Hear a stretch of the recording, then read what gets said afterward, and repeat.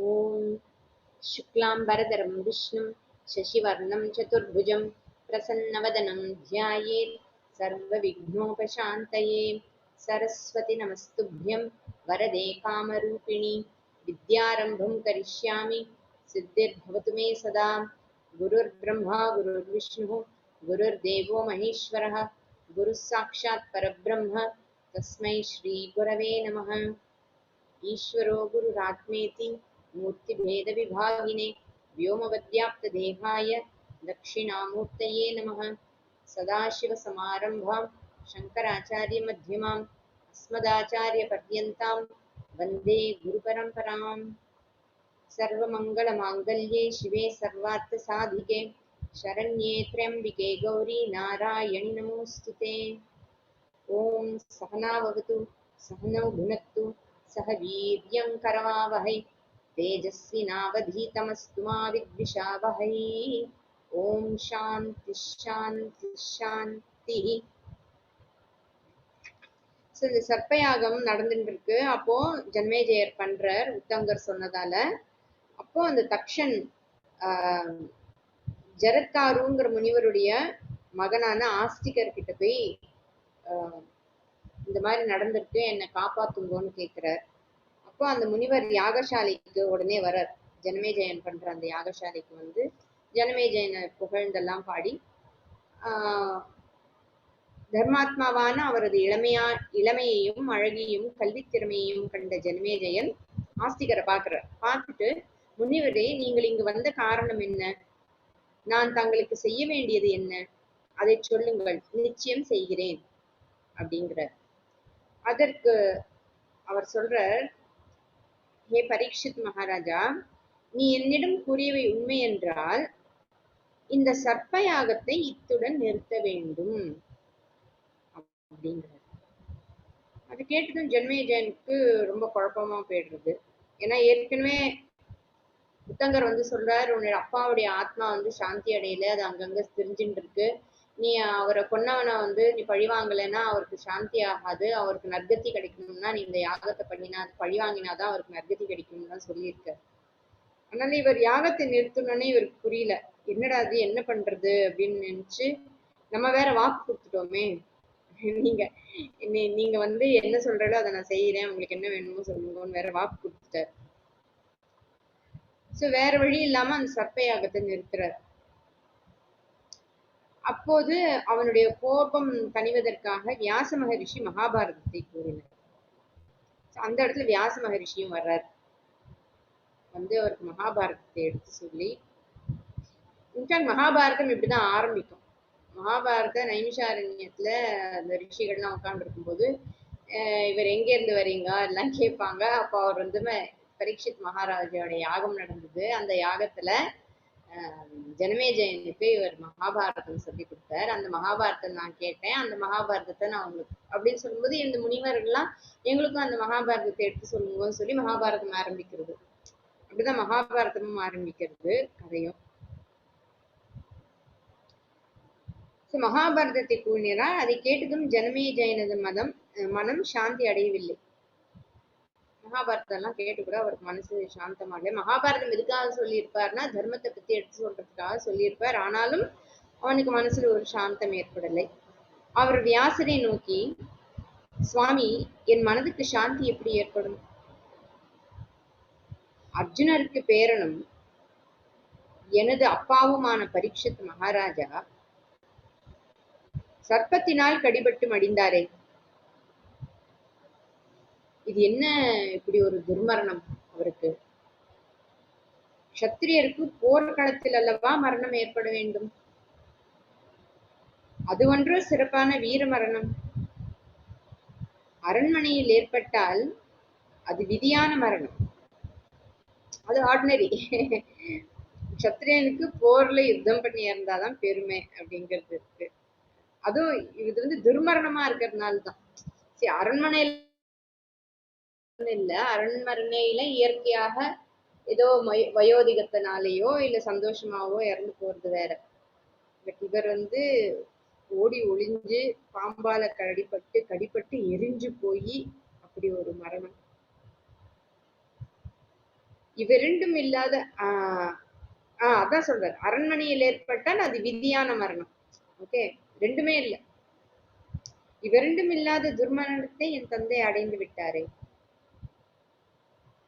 இதை நினைக்க நினைக்க என் மனவேதனையை சொல்ல முடியவில்லையே.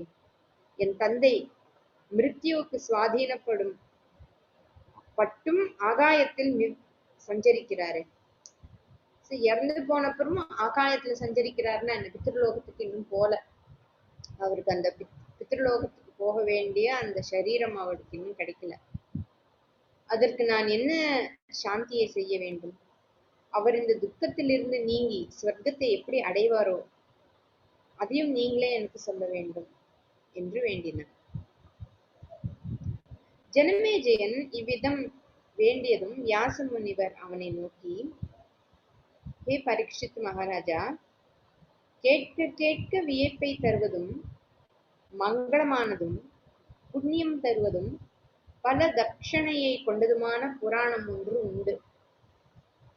அதை கேட்டால் உன் மனதுக்கு சாந்தியும் உன் தந்தைக்கு ஸ்வர்கலோக பிராப்தியும் உண்டாகும்.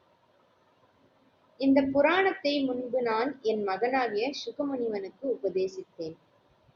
இதன் பெயர் தேவி பாகவதம். இந்த பாகவதம் தர்மார்த்த காம மோட்சமாகிய 4 வகை புருஷார்த்தங்களுக்கும் காரணமானது. இதை கேட்டாலே பரம சுகமும் நிறைந்த ஆயுளும் சர்வ சம்பத்தும் கொடுக்கும் என்றார். ஜனமேஜயன் வியாசரை பார்த்து, நீங்கள் சொல்ல இருக்கும் இந்த தேவி பாகவத்தை நான் கேட்க ஆவலுடன் இருக்கிறேன். ஆயினும் இப்போது இந்த யாகத்தை நிறுத்துவதற்காக ஆவலுடன் விரைந்து வந்திருக்கும் இந்த ஆஸ்திகர் யாருடைய பிள்ளை? அவர் எதற்காக இந்த யாகத்தை நிறுத்த வேண்டும்? இந்த சர்ப்பங்களை காப்பாற்றுவதால் அவருக்கு என்ன பயன்? அவற்றை முதலில் எனக்கு சொல்லுங்கள் என்று கேட்டான். அரசே, ஜரத்காரு என்று ஒரு முனிவர் இருந்தார். அவர் இல்லற வாழ்க்கையை விரும்பாமல் பிரம்மச்சாரியாகவே இருந்தார். அவர் ஒரு நாள் ஒரு காட்டின் வழியாக செல்லும் போது அவருடைய பித்ருக்கள் ஒரு கிணற்றில் தலை கீழாக தொங்கிக் கொண்டிருப்பதை பார்த்தார்.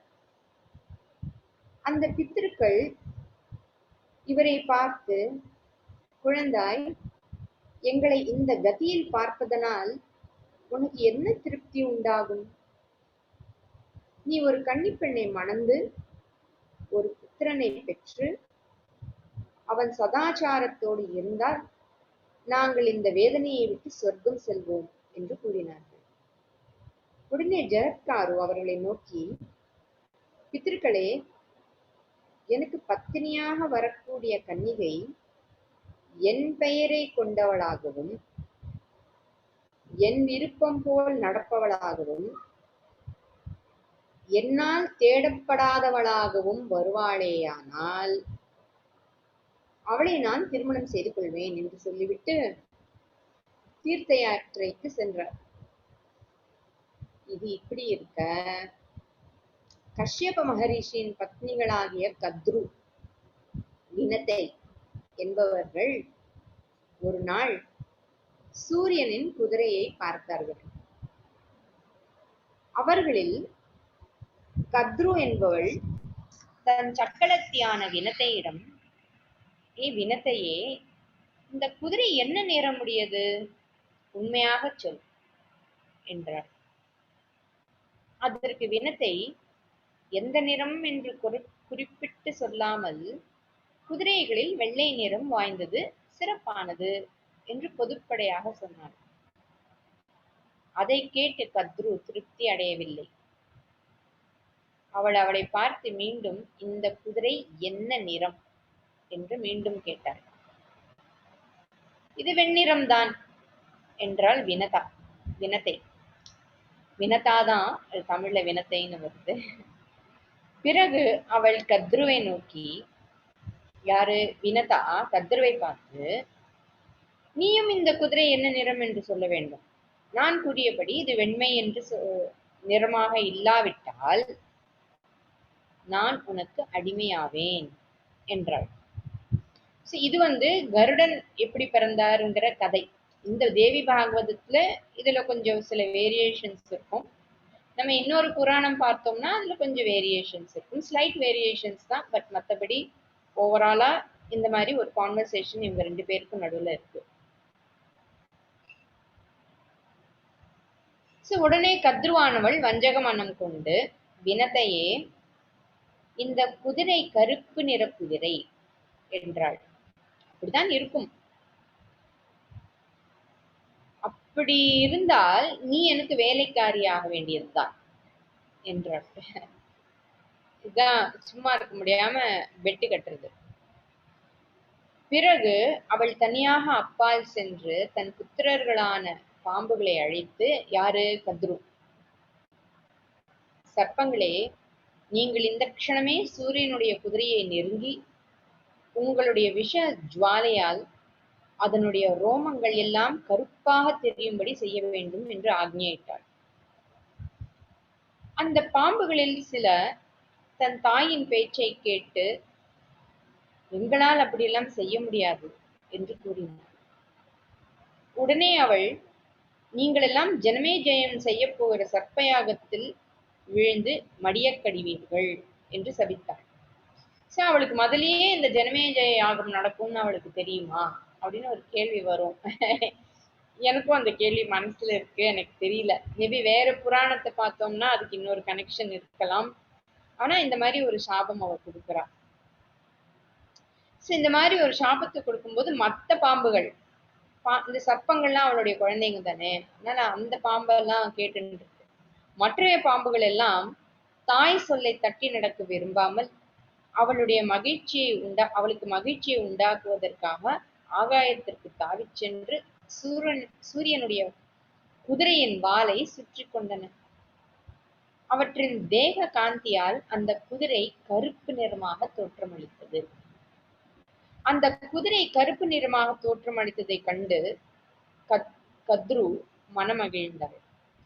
பிறகு அவள் தன் சக்களத்தியான வினதாவை அழைத்து, ஏ வினதா, நீ சூரியனுடைய குதிரை வெள்ளை என்று சொன்னாய் அல்லவா? இப்போது நாம் இருவருமே போய் அந்த குதிரையை பார்ப்போம் என்று சொல்லி அவளையும் அழைத்து கொண்டு போய் அந்த குதிரையை காண்பித்தாள். அதாவது அதுல அப்ப என்ன தெரியறதுன்னா, முதல்ல அவங்க தள்ளி இருந்து ஏதோ பேசிட்டு இருக்காங்க, ஜஸ்ட் ஒரு கெஸ். இப்ப கிட்ட போய் பாக்குறாங்க, அது கருப்பாக தோற்றமளித்தது. உடனே வினதா கத்ருவிற்கு அடிமையானாள். அவளை கத்ரு மமதையோடு சிறைப்படுத்தி சொல்லவொண்ணா சிறுமைகளையும் கொடுமைகளையும் பல செய்யலானாள். இப்படியாக சக்களத்தியிடம் வினதா கொடுமைக்கு ஆளாகி துயரப்படுவதை வினதாவினுடைய மகன் கருடன் அறிந்தார். இன்ஃபேக்ட் இன்னொரு கதை பார்த்தோம்னா, கருடன் பிறக்கிறதுக்கு அவ வெயிட் பண்றா. Actually she was waiting for Garuda to be born. அவளுடைய மகன் மூலமா தான் அவளுக்கு இந்த அடிமைத்தனத்துல இருந்து விமோச்சனம்னு ஒண்ணு இருக்கு. அது அந்த புராணம் பார்க்கும்போது பார்த்தால் நம்ம அதையும் பார்ப்போம். அவளுடைய மகன் கருடன் அறிந்தான். அவன் தன் தாய் படும் வேதனையை காண சகியாதவனாக தன் தாயை நோக்கி, அம்மா, நீ ஏன் அனாதை போர் அழுகிறாய்? சூரியனின் தேர்ப்பாகனான அருணனும் நானும் உயிரோடு இருக்கும் போது நீ ஏன் அழ வேண்டும்? உனக்கு இந்த துக்கம் வர காரணம் என்ன? அதை நான் போக்குகிறேன் என்றான். உடனே அவன் தாய் வினதா துயரத்துடன் அவனை நோக்கி, மகனே, உன் பெரிய அம்மாவான என் சக்களத்திக்கு நான் அடிமையாகிவிட்டேன். அவளால் நான் படும் அவமானமும் அவஸ்தையும் கொஞ்ச நஞ்சமல்ல. தூக்கிக் கொண்டு அவள் எங்கு போக சொல்கிறாளோ அங்கெல்லாம் அனைவரும் பார்க்கும்படி நான் போக வேண்டுமா? இந்த அவமானத்துக்கு நான் என்ன செய்வேன்? அதனால் இப்போது நான் சகிக்க முடியாமல் அழுகிறேன் என்றாள். உடனே கருடன் யோசித்து விட்டு, அம்மா, உன் சக்கடத்தியான என் பெரியம்மா தன்னை தூக்கி கொண்டு எங்கு போக விரும்புகிறாளோ அந்த இடத்திற்கு நானே அவளை தூக்கி கொண்டு போகிறேன். நீ கவலைப்பட வேண்டாம். உன்னை இந்த துயர நிலையிலிருந்து அதி சீக்கிரம் நான் விடுவிக்கிறேன் என்றான். அவனை வினதை அழைத்துக் கொண்டு தன் சக்களத்தியான கத்ருவிடம் சென்றாள்.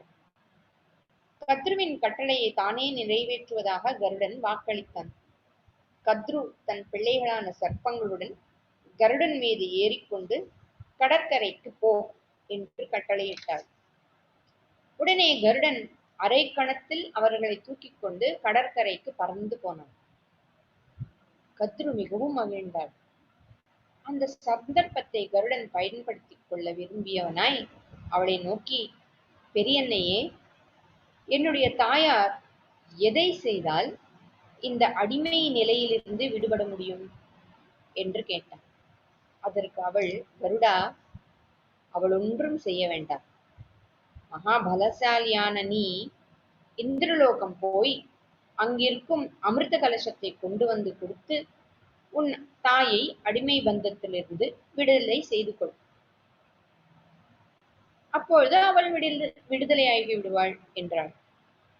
உடனே கருடன் வெகு விரைவில் இந்திரலோகம் சென்று அனைவரையும் வென்று அமிர்த கலசத்தை கொண்டு வந்து தர்பையை பரப்பி அதன் மீது அமிர்த கலசத்தை வைத்துவிட்டு தன் தாயை அடிமை பந்தத்திலிருந்து விடுதலை செய்து அழைத்துச் சென்றான். இங்க இன்னொரு கதை இருக்கு. அவர் அந்த அமிர்த கலசத்தை அவ்வளவு சுலபமா எடுக்க முடியாது.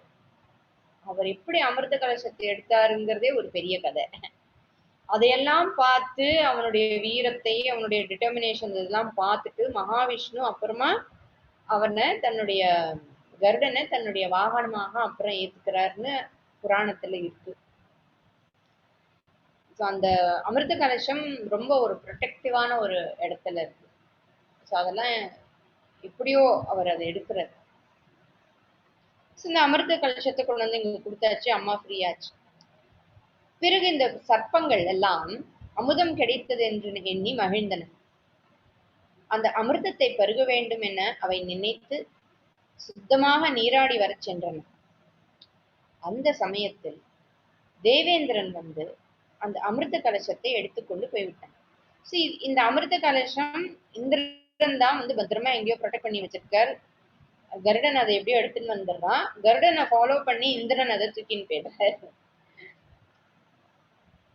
குளித்து விட்டு வந்த பாம்புகள் கலசத்தை காணாமல் வருந்தின. தர்பை புற்களில் சிதறியிருந்த அமிர்த துளிகளை தமது நாவினால் நக்கின. அப்போது தர்பை புற்களின்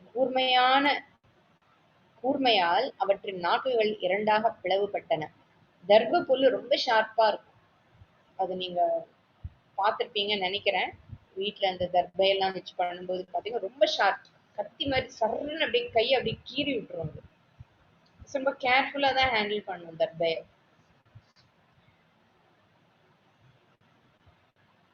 நாக்குகள் இரண்டாக பிளவுபட்டன. இப்ப யாராவது பாம்புக்கு ஏன் ரெட்ட நாக்குன்னு கேட்டா இந்த கதை சொல்லலாம்.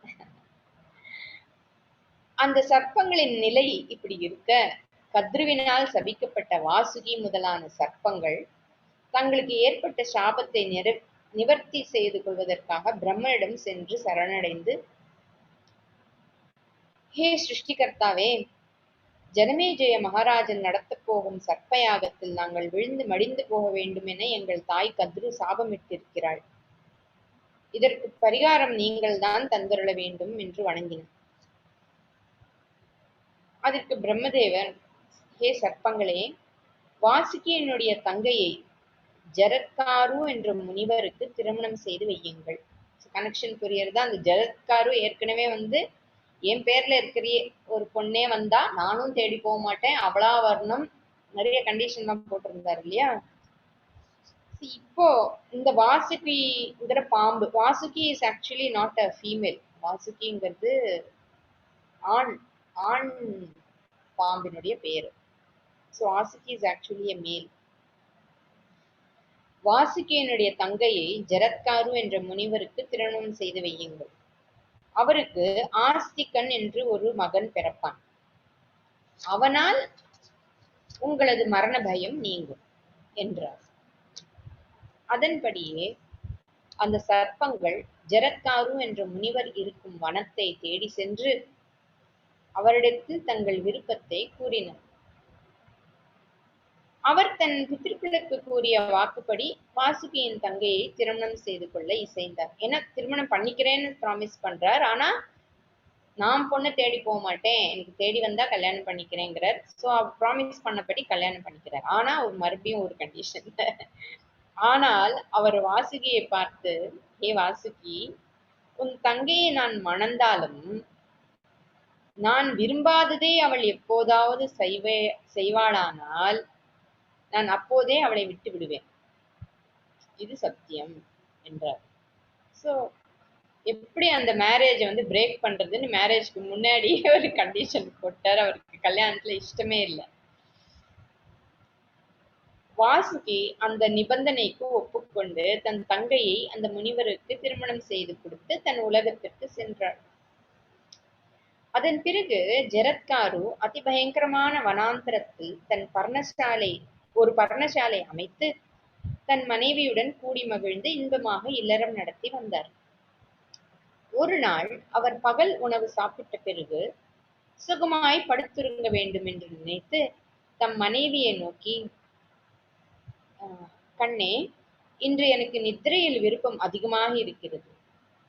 நான் படுத்து தூங்கும் போது எந்த காரியமாக இருந்தாலும் எதை முன்னிட்டும் என்னை எழுப்பி விடாதே, என் தூக்கத்தை கலைத்து விடாதே என்று சொல்லிவிட்டு நித்திரையில் அசைவற்று ஆழ்ந்தார். மாலை பொழுதாகி சந்தியா காலமும் வந்துவிட்டது. சந்தியாவந்தனம் செய்ய வேண்டிய என் கணவன் இப்படி அயர்ந்து தூங்குகிறாரே, இப்போது அவரை நான் எழுப்பாவிட்டால் பாவம் சம்பவிக்குமே என்று தர்மபத்தினி ஆலோசித்தாள். ஆனால் இவரோ இப்போது மிகவும் தூக்கத்தில் விருப்பமுடையவராக இருக்கிறார், நன்றாக உறங்கிக் கொண்டிருக்கிறார். இப்போது இவரை நான் தட்டி எழுப்பினால் அவருக்கு இஷ்டவிரோதமான காரியத்தை நான் செய்துவிட்டதாக நினைப்பாரோ? அவருக்கு விருப்பமில்லாத காரியத்தை நான் எப்போது செய்தாலும் அப்போதே என்னை நீக்கி விடுவதாக என் கணவர் என் அண்ணனிடம் ஒரு நிபந்தனை வேற விதித்திருந்தாரே, நான் என்ன செய்வது? என் கணவர் சந்தியாவந்தனம் செய்யாவிட்டால் அவருடைய தர்மத்துக்கு பங்கம் நேரிடுமே, தர்ம நாசத்தால் நரகமும் உண்டாகுமே. சரி, தர்மநாசத்திற்கு ஆளாவதை காட்டிலும் அவருடைய விருப்பத்திற்கு விரோதியாகி அவரால் நான் விலக்கப்படுவது எவ்வளவோ மேல். விலக்கப்பட்ட பிறகு நான் மரணம் அடைவதும் மேல் என்று சிந்தித்து துணிந்து தன் நாயகனை நோக்கி, விரத அனுஷ்டான உத்தமரே, நீர் சந்தியாவந்தனம் செய்யும் காலம் வந்து விட்டது, எழுந்திரும் என்று தட்டி எழுப்பினார். அவர் வேணுமேனே இப்படி ஒரு கண்டிஷனை போட்டு தூங்கினாரா பிரியறதுக்கு நமக்கு தெரியாது. அதனால் அவளுடைய நாயகனாகிய மகரிஷி கோபித்து எழுந்து, என் சொல்லை மீறி என் விருப்பத்திற்கு மாறாக என் தூக்கத்தை கலைத்து விட்டாய். இனி நீ என்னுடன் வாழ முடியாது. உன்னை நான் கைவிட்டு போகிறேன். நிபந்தனைப்படி உன் தமையனிடம் நீ திரும்பி போய்விடு என்றார். அவர் மனைவி நடுநடுங்கி, ஹே பதியே, என் தமையன் என்னை என்ன பயனை கருதி என்னை உமக்கு கல்யாணம் செய்து கொடுத்தாரோ அந்த பயனான புத்திர பேர் எனக்கு இன்னும் கிடைக்கவில்லையே என்றார். ஏன்னா இவருக்கு பிறக்கும் மகன் மூலமா தானே அவங்களுக்கு சாப விமோச்சனை கிடைக்கும். குழந்தைய பிறக்கலையே, நீ பாட்டு என்ன போங்கிறியே அப்படிங்கிறா. உடனே மகரிஷி வேறொன்றும் சொல்லாமல் அஸ்து என்று சொல்லிவிட்டு மனையாளின் பிரிவை சிறிதும் பொருட்படுத்தாமல் வனத்தை நாடி தவத்துக்கு சென்று விட்டார். அவர் மனைவி தன் அண்ணனான வாசுகியிடம் சென்று நடந்தவற்றை கூறினாள். தன் கணவர் தன்னை விட்டு செல்லும் போது அஸ்து என்று கூறிவிட்டு சென்றதாகவும் சொன்னாள். வாசுகி தன் தங்கையை அன்போடு காப்பாற்றி வந்தான். அவனது தங்கை கர்ப்ப சின்னங்கள் அடைந்து 10வது மாதத்தில் ஒரு பிள்ளையை பெற்றாள். அவள் கணவர் கடைசியாக கூறிய அஸ்து என்ற சொல்லையே அடிப்படையாக கொண்டு அந்த பிள்ளைக்கு ஆஸ்திகர் என்ற பெயர் சூட்டப்பட்டது. ஹே ஜனமே ஜெயனே, இதெல்லாம் வியாசர் சொல்லிட்டு இருக்கார். அந்த ஆஸ்திகர் தான் சர்ப்பயாகத்தை நிறுத்தினார். அந்த மகரிஷியின் தாய் வர்க்கம் சர்ப்பங்கள். அதனால் உன் சர்ப்பயாகத்தில் வீழ்ந்திருக்க வேண்டிய சர்ப்பங்களை அவர்தான் காப்பாற்றினார். அரசனே, உனது சர்ப்பயாகத்தில் சில சர்ப்பங்கள் தங்கள் தாயான கத்ருவின் சொல்லை மீறியதால் தான் விழுந்து இறந்தன. சில சர்ப்பங்கள் சாகாமல் பிழைத்தது பிரம்மாவின் அனுகிரகம் என்பதை நீ தெரிந்து கொள். ஆகவே ஆஸ்திகர் மீது கோபம் கொள்ளாமல் அவரை நீ பூஜிக்க வேண்டும். அதனால் உனக்கு நல்ல பலன் உண்டாகும். அரசே, இன்னும் ஒன்று கூறுகிறேன் கேள். இதுவரையில் மகாபாரதமாகிய 5வது வேதத்தை நீ கேட்டாய். அநேக தானங்களை செய்து பெரியோரை வழிபட்டாய். ஆனால் உன் தந்தை சொர்க்கத்தை அடையவில்லை. உன்னுடைய குலமும் புனிதம் அடையவில்லை. அதனால் நீ பக்தியோடு தேவியை மனதில் தியானம் செய்து ஒரு யாகம் செய்தால் என்ன பயன் உண்டாகுமோ அத்தகைய நற்பயனை கொடுக்கத்தக்க ஸ்ரீமத் தேவி பாகவதம் என்ற புராணத்தை நீ கேட்பாயாக. சோ இந்த புராணத்தை கேட்கறதுனாலே ஒரு யாகம் செய்தால் என்ன பலனோ அந்த பலன் கிடைக்கும் அப்படிங்கிறது இதுல தெரியுது. புனிதமான அந்த புராணம் ஜனன மரண துன்பங்களை போக்கும். அது உன்னதமானது. பலவிதமான ரகங்களும் நிறைந்த ஒப்புயர்வற்ற புராணம் அது. அதில் உள்ள அந்த கதைகள் சுவை மிகுந்தவையாகும். உலகில் ஸ்ரீ தேவி பாகவதம் என்ற இந்த புராணமே கேட்கத்தக்கது. தேவியின் திருவடி மலர்களே ஆராதனைக்கு உரியவை. எவனுடைய பக்தியினால்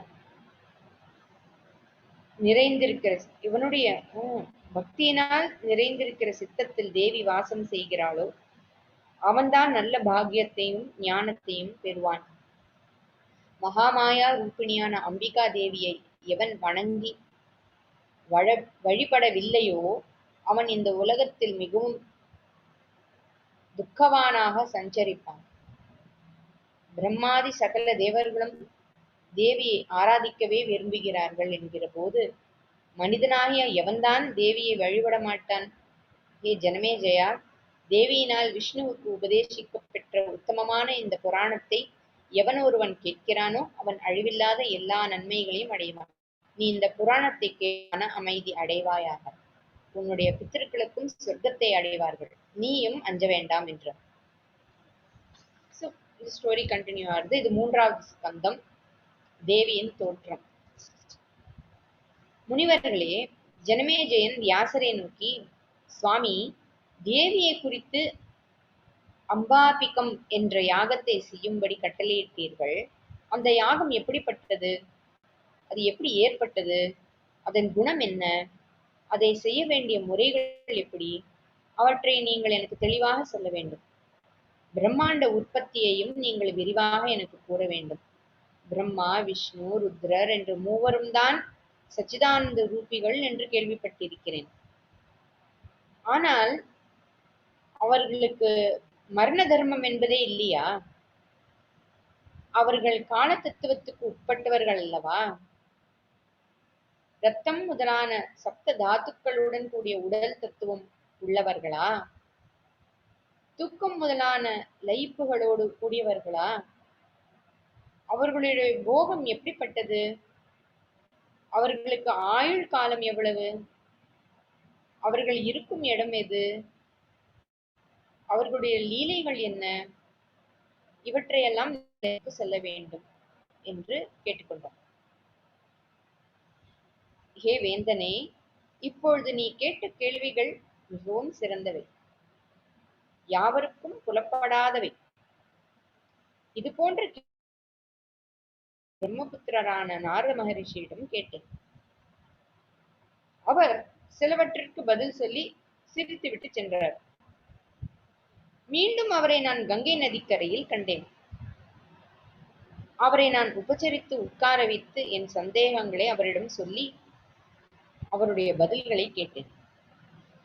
அரசே, உனக்கு வேறு சந்தேகங்கள் இருக்குமானால் அவற்றையும் என்னிடம் கூறு. என்றார் வியாசர். என்னுடைய சந்தேகங்கள் ஏராளம். நான் சந்தேக கடலில் மூழ்கி இருக்கிறேன். பிரம்மா முதலானவர்கள் எதிலிருந்து உற்பத்தி ஆனார்கள்? இந்த பிரம்மாண்டம் எதிலிருந்து தோன்றியது? விஷாலமான இந்த பிரம்மாண்டத்திற்கு மூல கர்த்தா யார்? இது ஒரே கர்த்தாவை உடையதா அல்லது பல்வேறு கர்த்தாக்கள் இருக்கிறார்களா? இது நித்தியமானதா அனித்தியமானதா? சிலர் சிவனே சிருஷ்டி ஸ்திதி லயம் ஆகியவற்றிற்கு காரணமானவர் என்று கூறுகிறார்கள். வேறு சிலரோ விஷ்ணுவே சர்வசக்தி உடையவர் என்று கூறுகிறார்கள். அவர்தான் போக மோட்ச பதங்களை கொடுப்பவர் என்றும் கூறுகிறார்கள். வேறு சிலர் பிரம்மாவே பரமாத்ம ஸ்வரூபமாக எல்லாம் அறிந்தவராக இருப்பதாக கூறுகிறார்கள். சிலர் சூரியனையே சர்வேஸ்வரன் என்று காலை மாலை தவறாமல் ஸ்துதி பாடுகிறார்கள். சிலர் 1000 யாகங்களை செய்து இந்திரனையே வேள்வி மூலமாக துதிக்கிறார்கள். மற்றும் சிலர் வருணனையும் சோமனையும் அக்னியையும் வாயுவையும் குபேரனையும் சித்தி விநாயகரையும் பவானியையும் ஆதிமாயையான பராசக்தியுமே பரம்பொருள் என்று குறிப்பிட்டு வணங்குமாறு கூறுகிறார்கள்.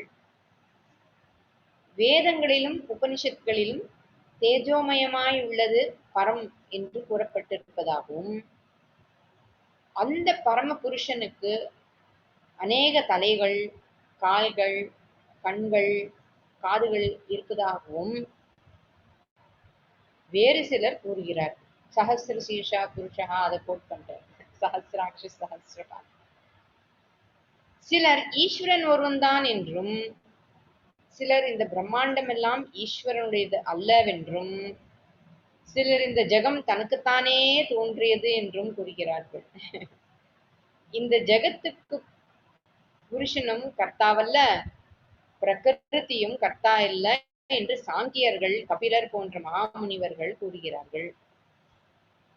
இவையெல்லாம் எனக்கு பல சந்தேகங்களை உண்டாக்குகின்றன.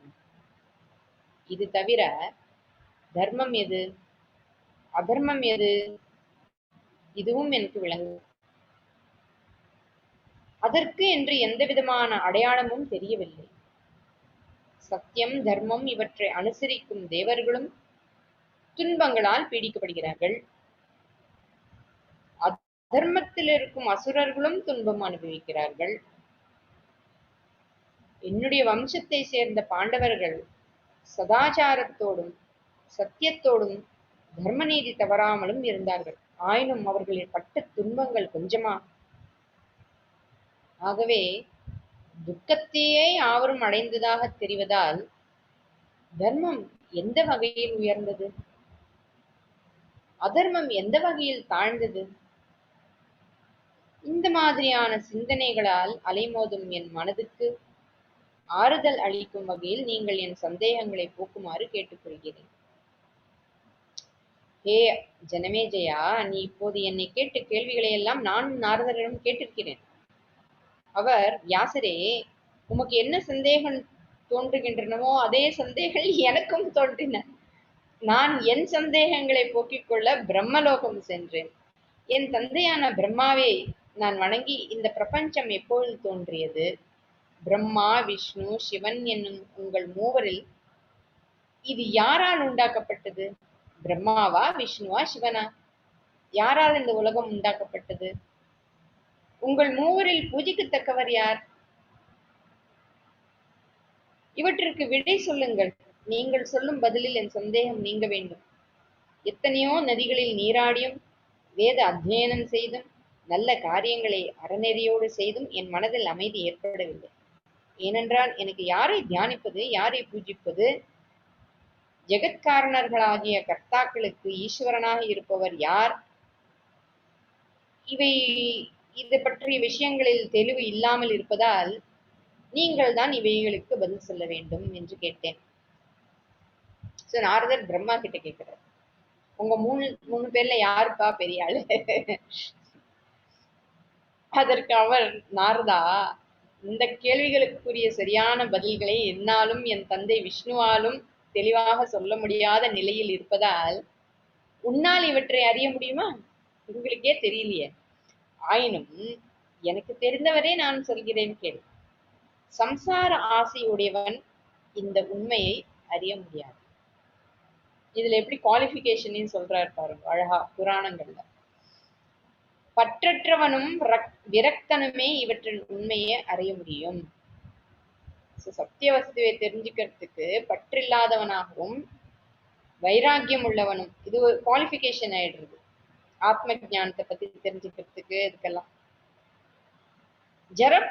பிரளய காலத்தில் ஸ்தாவர ஜங்கமங்கள் யாவுமே நாசமடைந்தன.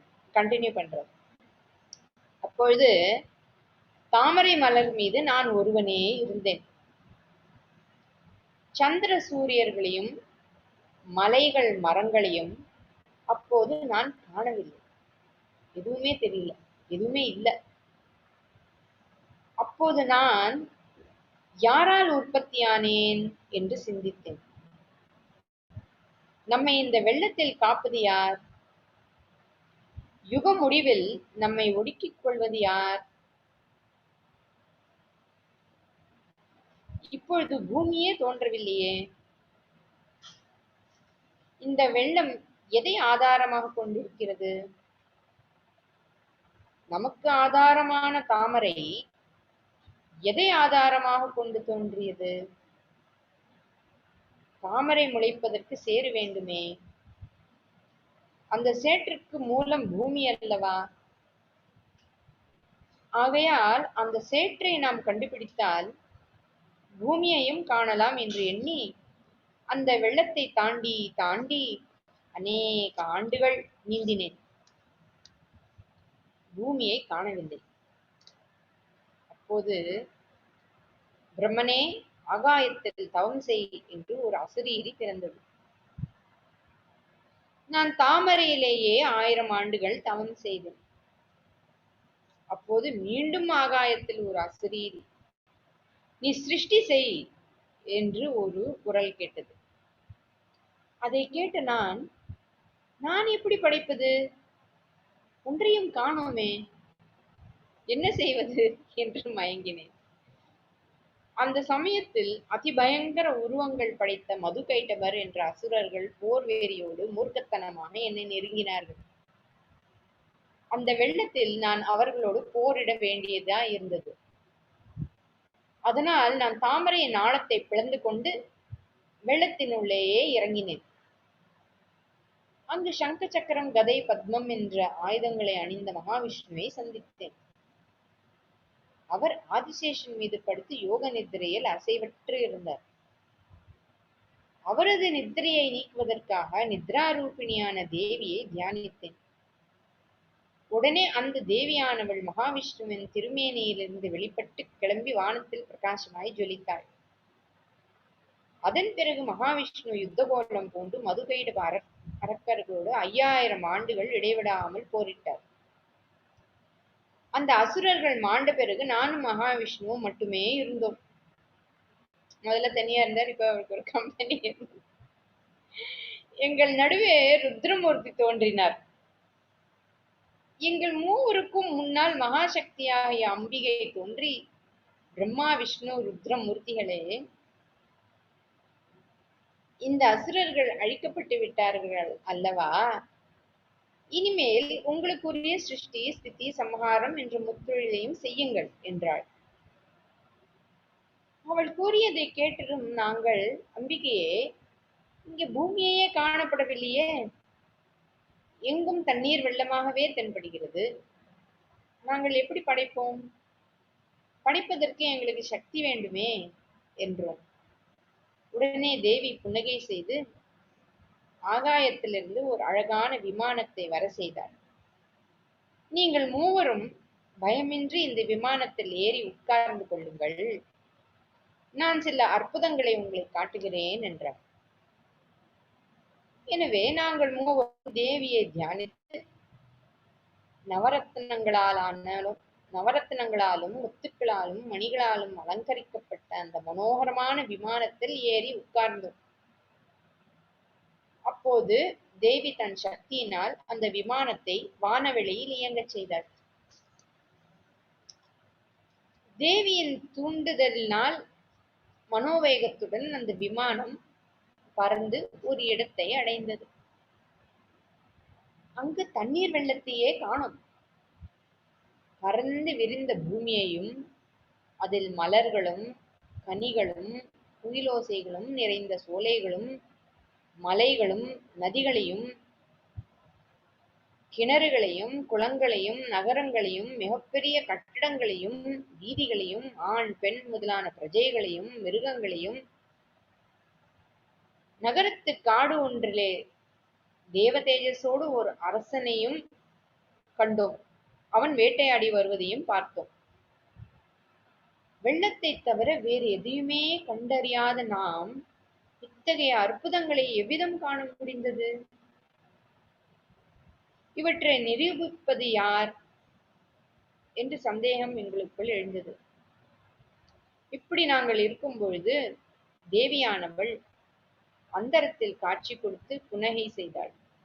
அவளை நாங்கள் சரியாக பார்ப்பதற்கு முன்பாகவே எங்கள் விமானம் வானத்தில் பயணம் முற்பட்டு ஒரு முகூர்த்த காலத்திற்குள் உள்ளங்கவரும் மற்றொரு இடத்திற்கு சென்றது.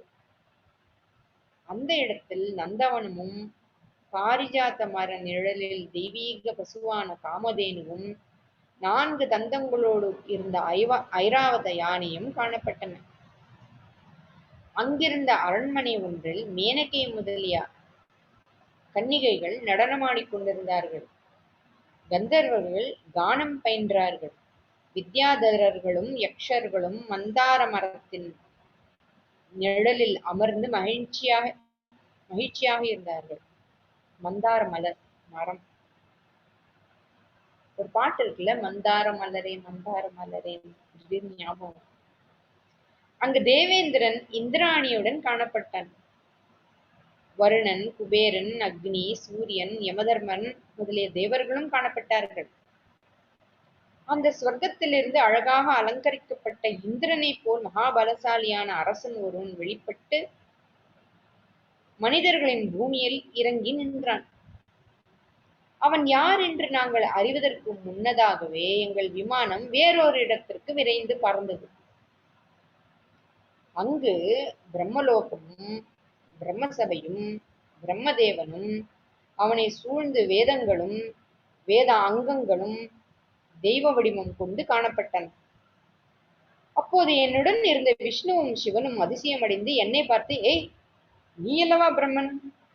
அப்படியானால் அதோ அங்க நான்முகத்தோடு இருக்கும் அந்த பிரம்மா யார் என்று என்னை கேட்டார்கள். சிருஷ்டிகர்த்தாவான அந்த பிரம்மா யாரோ நான் அறியேன் என்றேன். அதே சமயத்தில் என் உள் மனதில், நாம் யார்? நம்முடன் இருக்கும் இந்த ஹரி யார்? இந்த ஹரன் யார்? இப்போது நாம் காணும் பிரம்மனும் இதற்கு முன் நாம் கண்ட இந்திரனும் யார்? அவர்கள் உலகமும் நமக்கு தோன்றுகின்றனவே, இதெல்லாம் சித்த பிரம்மையா என்று நான் பிரமித்து யோசித்துக் கொண்டிருப்பதற்குள் எங்களை சுமக்கும் விமானம் அந்த இடத்தை விட்டு ஆகாயத்தில் பறந்து மற்றொரு இடத்துக்கு எங்களை எடுத்துச் சென்றது. நாங்கள் வேறு இடத்திற்கு சென்று அடைந்தோம். அங்கு யக்ஷர்கள் வாசம் செய்யும் மனோகரமான திருக்கைலாயம் காணப்பட்டது. வீணை, மத்தளம் முதலான இன்னிசை கருவிகள் முழங்கின.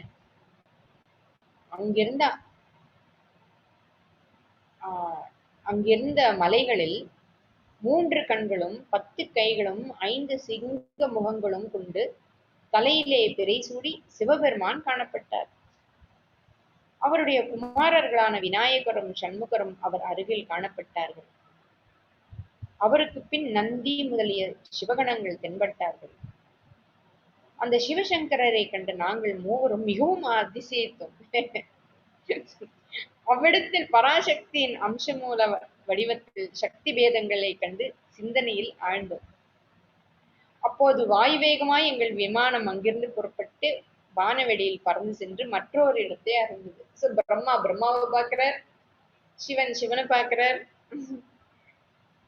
அந்த இடம் ஸ்ரீவைகுண்டம். அடுத்து போனது ஸ்ரீவைகுண்டம்.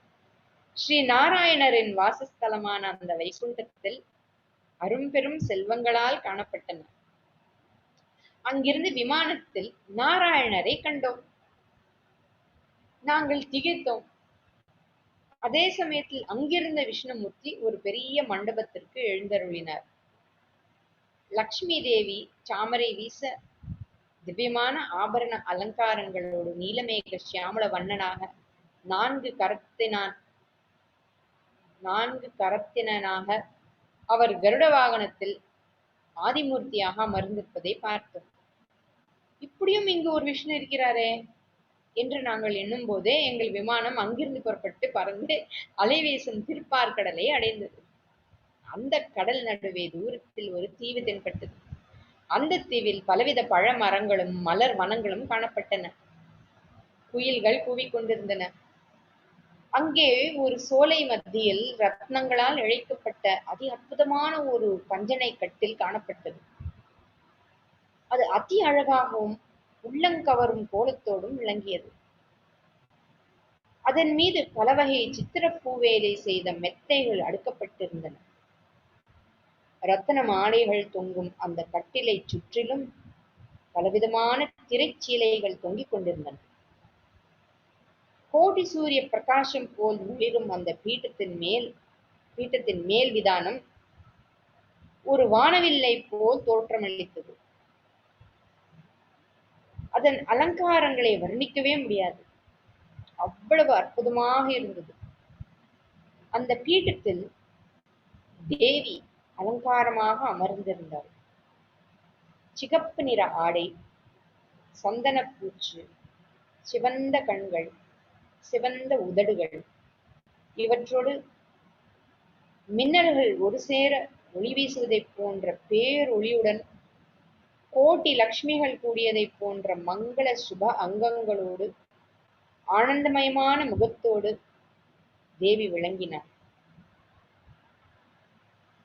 புதுமையான இளமையோடும் வனப்போடும் ஸ்வர்ணமயமான அங்கதம், கேயூரம், கிரீடம் முதலிய அலங்காரங்களோடும் தாமரை முட்டுக்களை போன்ற ஸ்தனபாரங்களோடும் ஸ்ரீசக்கர ரூபமாயிருக்கின்ற தாட்டங்கம் என்ற காதோலைகளினால் பிரகாசிக்கின்ற முகார விந்தத்தோடும் தோற்றமளித்தார். யந்திரராஜமாகவும் 8 கோண வடிவமாகவும் உள்ள ஸ்ரீசக்கர பீட்டத்தில் தேவி பேரழகோடு தேவி கன்னிகளும் பக்ஷி இனங்களும் புடைசூழ கம்பீரமாக அமர்ந்திருந்தாள். நாங்கள் அந்த தேவியை பார்த்து ஆச்சரியமடைந்து, இந்த பெண் ரூபம் யார்? இவளுக்கு என்ன பெயர்? பல முகங்கள், பல கண்கள், பல கைகளோடு தூரத்தில் தோற்றமளிக்கிறாள். ஆகையால் இவள் கந்தர்வ ஸ்திரீ அல்ல, தேவமங்கையும் அல்ல.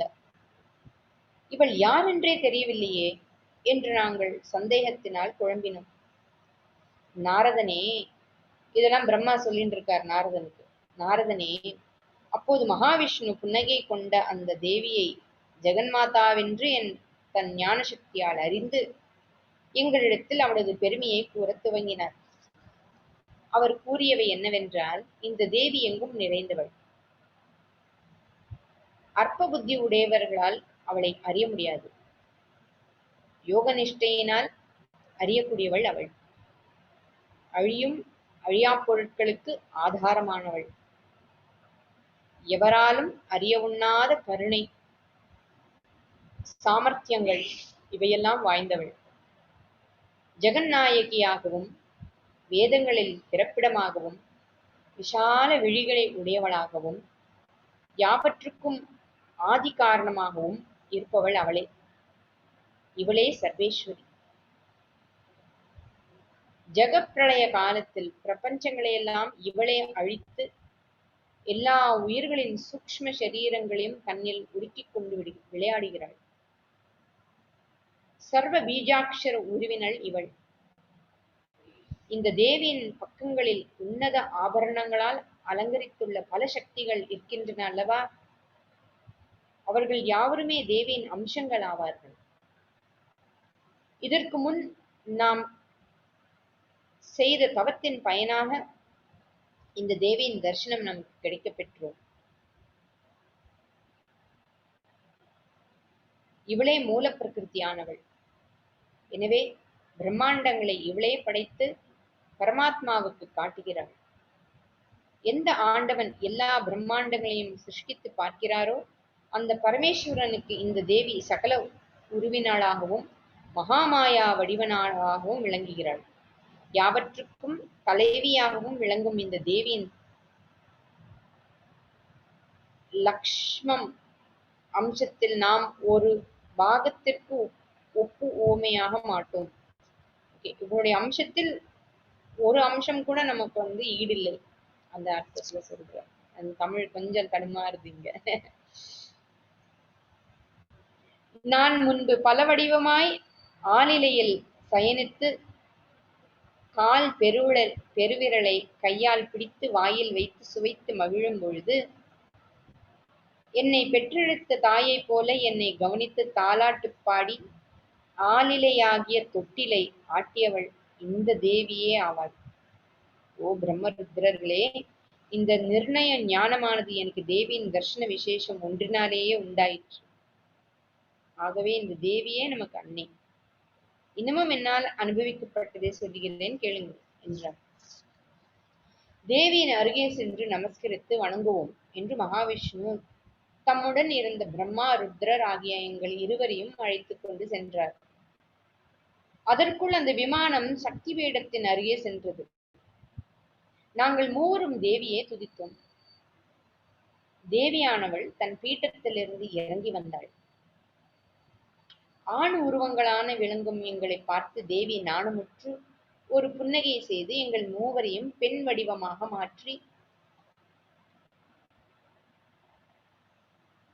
மாற்றிவிட்டாள். நாங்கள் ஆடை ஆபரணங்களோடு அழகான இளமையான பெண்களானோம். நாங்கள் மூவரும் ஒருவரை ஒருவர் பார்த்து ஆச்சரியப்பட்டோம். பிறகு நாங்கள் தயங்காமல் தேவியின் சன்னதிக்கு சென்றோம். தேவி எங்களை தன் கருணைமயமான கடைக்கண்களால் கட்டாட்சித்தார். நாங்கள் அக்குறிப்பை அறிந்து நமஸ்காரம் செய்தோம். அவளது திருவடிகளை ஒளிவீசும் நவரத்னங்களால் இழைத்து பொற்பாதுகை தாங்கியிருப்பதை கண்டோம். அந்த பாதுகையிலே எங்கள் மனதை ஒன்றினோம். அப்போது அங்கு நாங்கள் கண்ட அதிசயங்களை கூறுகிறேன் கேள். அந்த தேவியை சுற்றிலும் அநேக தோழியர்கள் காணப்பட்டார்கள். சிலர் சிவப்பு நிற ஆடைகளையும், சிலர் நீல நிற ஆடைகளையும், சிலர் பீதாம்பரங்களையும், சிலர் விசித்திரமான ஆடை ஆபரணங்களையும் உடுத்தியிருந்தார்கள். சில பெண்கள் சீலமுடையவர்களாகவும், சிலர் தேவியின் பணிவிடைகளை செய்வோராகவும் தோன்றினார்கள். சிலர் நடனமாடினார்கள், சிலர் கீதம் இசைத்தார்கள், சிலர் இசைக்கருவிகளை முழக்கிக் கொண்டிருந்தார்கள். இது இப்படி இருக்க தேவியின் பாதுகைகளை நாங்கள் கவனித்தோம். தேவியின் பாதத்தில் நகமானது கண்ணாடி போல பிரகாசித்தது. அந்த கால் நகத்தின் நடுவில் பல கோடி பிரம்மாண்டங்களும் அவற்றில் சராச்சரங்களும் பிரம்மாதி மூவரும் சூரியன், யமன், வாயு, அக்னி, வருணன், குபேரன், இந்திரன் முதலிய தேவர்களும், அப்சர பெண்களும், தேவ மங்கையரும், தும்புரு, நாரதர் போன்ற ரிஷிகளும், சித்தர்கள், சாத்தியர்கள், தேவதைகள், ஆதிசேஷன் முதலிய மாபெரும் நாகங்களும், மேரு முதலையான மலைகளும், அசுரர்கள், கந்தர்வர்கள், அஸ்வினி தேவதைகள், அஷ்டவசுக்கள், வைகுண்டம், பிரம்மலோகம், மகா கைலாசம் முதலானவையும் எல்லா சிருஷ்டிகளும் நான் உற்பத்தியான தாமரையும் காணப்பட்டன. இவர் ஆரம்பிச்சதே தன்னை தனக்கு ஆதாரமா இருக்கிற தாமரைக்கு எது ஆதாரம்னு தானே இவருக்கு முதல் டவுட் வந்தது. ஸோ அங்க வந்துட்டார். நான் உற்பத்தியான தாமரையும் காணப்பட்டன. எங்க? இந்த தேவியின் நகத்திடையே. நான்முக பிரம்மனாகிய நானும் ஸ்ரீமன் நாராயணனும் மதுக்கைட்டு அசுரர்களுடன் கூட அந்த மத்தியில் இருப்பதை கண்டோம். சோ அதெல்லாமே அவருக்கு தெரியாது. அதுவரையில் எனக்கு வருஷம் 100 ஆயிற்று. தேவியின் நகமத்தியில் இந்த வருஷம் 100ங்கிறது ஹியூமன் 100 இயர்ஸ் இல்ல, பிரம்மாவினுடைய 100 இயர்ஸ். மீன்ஸ் நமக்கு இங்க என்ன அது எல்லா பக்கமும் அவர் வெள்ளம் தானே பார்க்கிறாரு. அப்போ அது வந்து பிரளயம் காலம். பிரளய காலமாக இருக்கும் பொழுது இன்னொன்னு சொல்றாரு இல்லையா, எல்லா ஜீவர்களிலும் சூக்ஷ்ம சரீரத்தையும் தன்னுள் ஒடுக்கி கொண்டு அம்பாள் இருந்தான்னு சொல்றார். சோ எல்லாமே லயமான காலம்.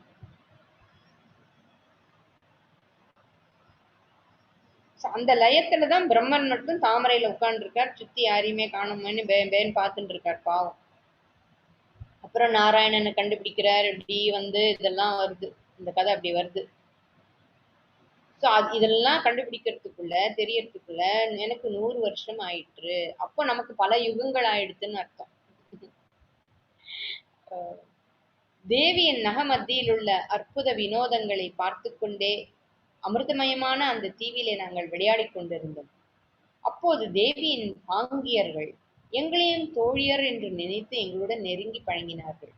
நாங்களும் பெண் உருவத்தில் இருந்ததில் அருவருப்பில்லாதவர்களாய் இருந்தோம். அந்த பெண் உருவத்தில் நாங்கள் இல்லாமல் இருந்தால் அங்குள்ள அத்தனை அற்புத வினோத விசித்திரங்களை கண்டிருக்க முடியாது. எனவே நாங்கள் எங்கள் பெண் உருவத்தில் மோகம் கொண்டிருந்தோம். அப்படி இருக்கும்போது விஷ்ணு ஒரு நாள் மகாதேவியும் புவனேஸ்வரியுமான தேவியை துதிக்கலானார். ஹே தேவி, உனக்கு நமஸ்காரம். மூல பிரகிருத்தியான உனக்கு நமஸ்காரம். படைப்புக்கு காரணகர்த்தாவான உனக்கு நமஸ்காரம். எல்லா விருப்பங்களையும் ஈடேறச் செய்யும் உனக்கு நமஸ்காரம். சம்சார கடலில் தோணியாகும் உனக்கு நமஸ்காரம். தோணி மீன்ஸ் போட். சம்சார கடல்ல ஒரு போட்டாக இருக்கும் உனக்கு நமஸ்காரம். யாவற்றிலும் கலந்துள்ள உனக்கு நமஸ்காரம். ஹிருதயத்தில் பிரகாசிக்கும் உனக்கு என்னுடைய நமஸ்காரம். ஏ அம்பிகே, இந்த உலகங்கள் யாவும் உன்னிடத்திலேயே இருக்கின்றன என்பதையும் என்னுடைய உற்பத்தியும் லயமும் உன்னிடத்திலேதான் என்பதையும் உன் திருவடியின் தரிசனத்தினாலேயே நான் உணர்ந்து கொண்டேன். 16:7 என்ற தத்துவங்களின் சுரூபிணியான நீ எங்களுக்கு ஆனந்தம் தருவதற்காகவே இத்தகைய திருவுருவத்துடன் பிரகாசிக்கிறாய். உன்னுடைய பிரபாவத்தினாலேயே சகல பிரபஞ்சங்களையும் சந்தோஷப்படுத்துகிறாய். உன்னுடைய ஒளியினால் எல்லாவற்றிலும் ஒளி வீசுகின்றாய். எந்த பொருளையும் உன்னால் தான் அடைய முடியும். நீயோ எந்த பொருளிலும் ஊடுருவி நிறைந்திருக்கிறாய். நாங்கள் தான் மும்மூர்த்திகள் என்று நினைத்திருந்த போது 3 லோகங்களில் எங்களைப் போல் வேறு மும்மூர்த்திகளையும் காட்டினாய். இமயவான் செல்வியே, பிரம்மா படைக்கிறார், விஷ்ணு ரட்சிக்கிறார், ருத்ரர் சம்ஹாரம் செய்கிறார் என்பது உலக வழக்கு. ஆனால் உண்மையில் அம்மூவருமே உன்னுடைய இச்சையினாலும் உன்னுடைய சக்தியினாலும் தான் முத்தொழில்களையும்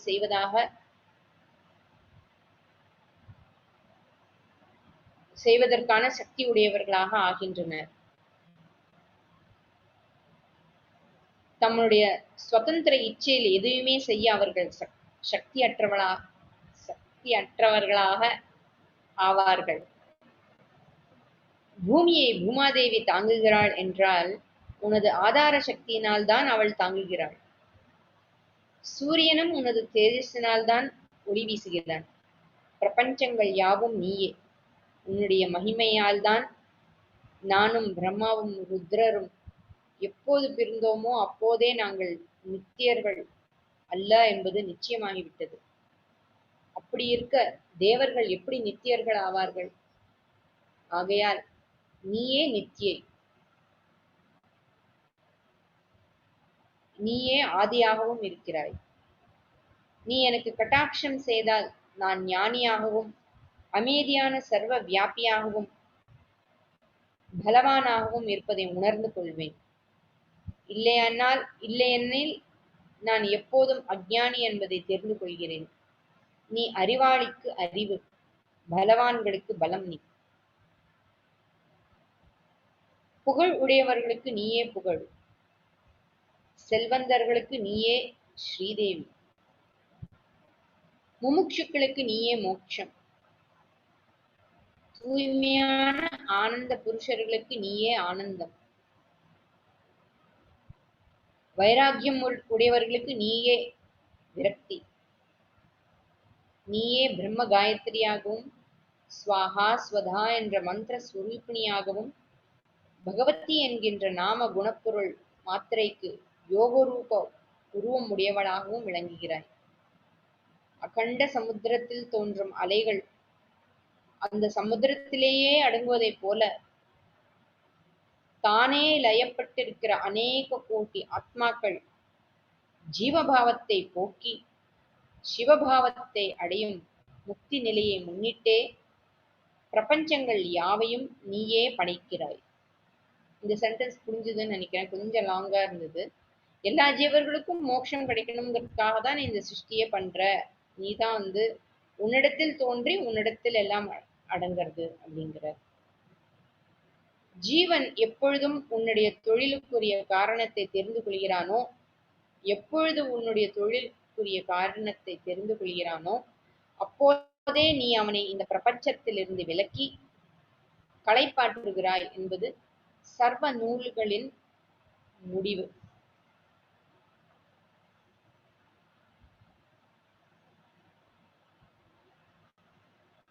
எல்லாவற்றிற்கும் காரணம் அம்பாள் என்று தெரிந்து கொண்டவனுக்கு பிரபஞ்சத்திலிருந்து விலக்கி களைப்பாற்றுகிறாய். களைப்பாற்றுகிறாய்னா இந்த இடத்துல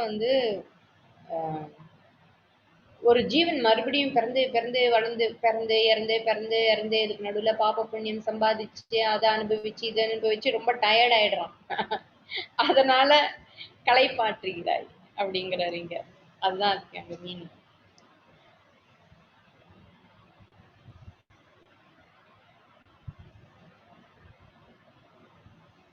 நாட்டியத்தை கற்க விரும்பியவனுக்கு ஒரு நாட்டியக்காரன் நாட்டியத்தை கற்பித்து அதன் பலனை அவன் அடைந்த பின்னர் அத்தொழிலை கைவிடுவது போன்றதுதான். இது போலவே சிற்றின்பத்தை விரும்புகின்ற உயிரினங்களுக்கு பிரபஞ்ச நாடகத்தை நீயே கற்பிக்கிறாய். அந்த இன்ப முடிவில் அவனிடம் புரியும் படைப்பு முதலிய தொழில்களை நீக்கி அவனை முக்தியுடையவனாக ஆக்குகிறாய் நீயே. உன்னை சரணடைகிறேன் தேவி, உனக்கு நமஸ்காரம். சகல எண்ணங்களையும் செயலாக்கும் சக்தியே உனக்கு நமஸ்காரம். ஹே சிவே, எனக்கு எப்போதும் அகண்ட ஞானத்தை கொடுத்தருள்வாயாக என்று விஷ்ணு துதித்தார்.